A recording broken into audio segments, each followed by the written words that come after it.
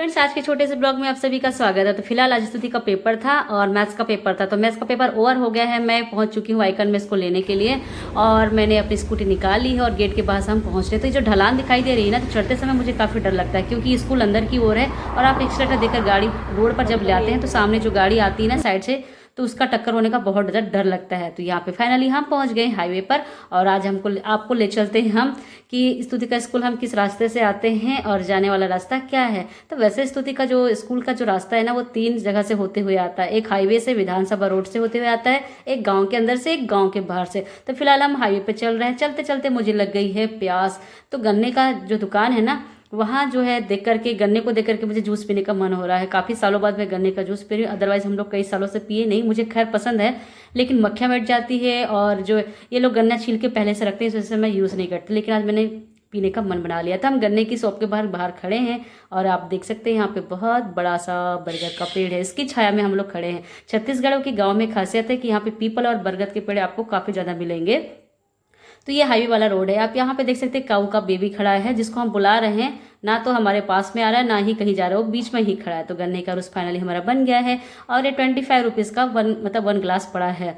तो गन्ने का जूस पीने के बाद मुझे पछतावा हुआ कि मैंने गन्ने का जूस बेकार ही पिया, क्योंकि जैसे मैंने अपना जूस फिनिश किया ना, तो इसने ग्लास को जो है पानी से धोकर के वापस उसी ग्लास में किसी दूसरे को दिया। तो लगा मुझे कि इसने ये वाला प्रोसेस जो है मेरे पे भी ट्राई किया होगा। और रास्ते में आप देख सकते हैं हाईवे पर बहुत सारी भैंसे, गाय डेली हम लोगों को मिलता है। तो इस वजह से मुझे ना इस रोड पे गाड़ी चलाने में बहुत दिक्कत होती है, क्योंकि आप ट्रैफिक में गाड़ी आसानी से चला सकते हैं क्योंकि आपको धीमे धीमे चलाना है। और यहाँ पे ना जैसे ही गाड़ी स्टार्ट करते हैं तो ये ग्रामीण इलाका है। तो यहाँ पे गाय भैंस, ऑटो रिक्शा वाला, गांव के लोग जो है पानी वानी भरने के लिए जो रोड क्रॉस करते हैं ना, बहुत सारे लोग यहाँ पर मिलते हैं। तो फाइनली हम पहुँच गए हैं गाँव के बाहर। तो हाईवे खत्म हो गया है, अब लगने वाला है गाँव की सिवा।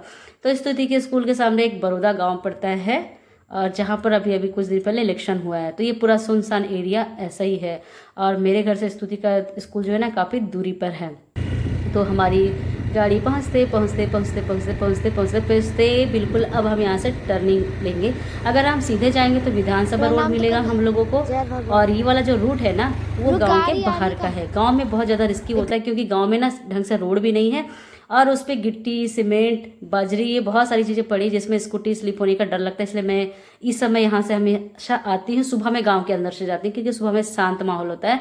और ये पड़ गया गवर्नमेंट का स्कूल। तो ये गाँव का बाहर का इलाका है और ये पड़ गया मंदिर वाला एरिया। यहाँ पे छोटा सा डैम वो है, तालाब है और बहुत सारे मंदिर हैं। तो इसी रास्ते से डेली हम जाते हैं और यहाँ पर एक ही गाना बजता है, राधा राधा राधा बरसाने वाली राधा। तो ये वाला गाना हमेशा यहाँ पर बजता है। और हम अभी इस मंदिर में 1 या 2 ही बार गए हैं क्योंकि सुबह के समय में इतनी ज़्यादा हड़बड़ी होती है ना, तो जा नहीं सकते हैं। और यहाँ पे पड़ा एक डैम जिसमें लोग नहा रहे थे। तो छत्तीसगढ़ में ये गंदी बात है कि लोग तालाब में नहाते हैं जाकर के, गंदगी सारी वहीं फैलाते हैं। और साथ में ना बहुत सारी पुलिस की गाड़ियाँ यहाँ पर डेली ही खड़ी रहती हैं क्योंकि ग्रामीण इलाकों में लोग क्या करते हैं ना, ड्रिंक करके एक दूसरे से लड़ाई झगड़ा करते रहते हैं, इसलिए पुलिस जगह जगह पर खड़ी रहती है। अब बस यहाँ से लग जाएगा फिर से हाईवे।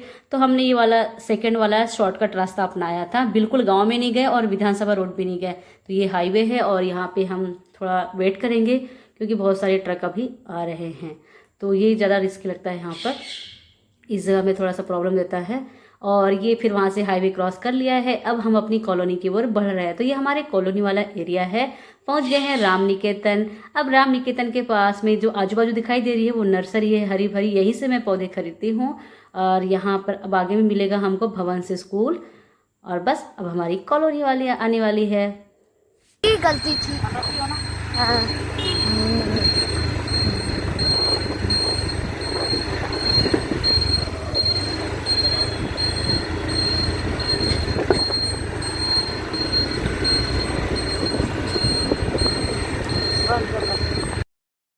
पहुंच गए थे घर, कपड़े चेंज कर लिए हैं और गार्डन में पानी लगाने आ गई हूँ क्योंकि बहुत सारे घर के काम पड़े हैं, झाड़ू पोछा भी कुछ हुआ नहीं। तो अभी आंटियाँ मेरे साथ में आई है और मिली है हमारे गार्डन के 2 दोस्त थे जिनकी उम्र लगभग एक ही दिन के हैं और इनकी एज जो है ना 1.5 साल की हो गई है और एक ही वैरायटी के प्लांट्स है और इनकी हाइट भी एक ही जैसी है, दोनों पास पास में ही उगे हैं। तो आज मैं इनको देने लग गई हूँ पानी और मिट्टी इनके ऊपर बहुत सारी मैंने डाला है, खाद भी डाला है क्योंकि अब गर्मी आने वाली है ना, तो पूरा पानी से इनके जड़ों में बहुत सारा पानी मैंने भर दिया है।